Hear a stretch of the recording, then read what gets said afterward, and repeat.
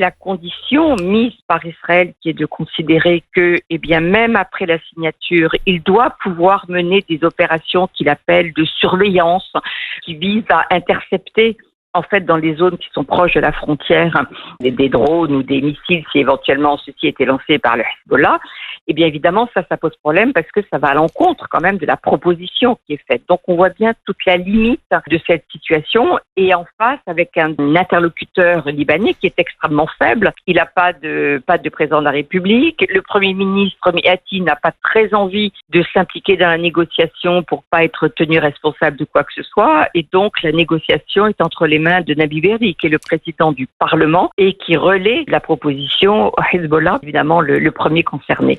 Donc on est dans une situation extrêmement délicate avec un Liban très affaibli, pour ne pas dire pratiquement inexistant d'un point de vue étatique, et Israël qui entend continuer et mener cette guerre comme il l'entend.